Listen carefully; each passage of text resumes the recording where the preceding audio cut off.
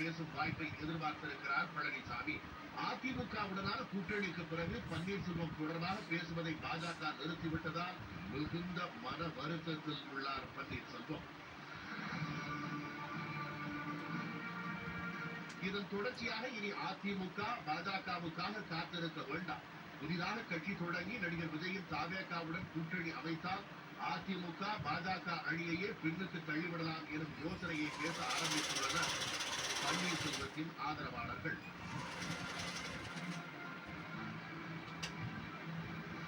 அடுத்து என்ன முடிவெடுக்கலாம் எனும் குழப்பத்தில் உள்ள பன்னீர்செல்வமும் பிரதமர் மோடியை சந்தித்து தன்னுடைய நிலையை விளக்கி என்ன முடிவெடுக்கலாம் என்று பேச காத்திருக்கிறார். இத்தகைய சூழலில் தான் தமிழகம் வருகிறார் பிரதமர் மோடி. பழனிசாமி பன்னீர்செல்வம் இருவருமே பிரதமரை சந்திக்க நேரம் கேட்டுள்ள நிலையில் இருவரையுமே சந்திக்க பிரதமர் முடிவெடுத்துள்ளதாக டெல்லி வட்டாரங்கள் தெரிவிக்கின்றன. இருவரின் கோரிக்கைகளையும் கேட்கும் பிரதமர் மோடி என்ன முடிவெடுப்பார், என்ன தீர்வுகளை முன்வைப்பார், அவர் சொல்லும் வார்த்தைகளை இருவரும் எப்படி எடுத்துக் கொள்வார்கள்?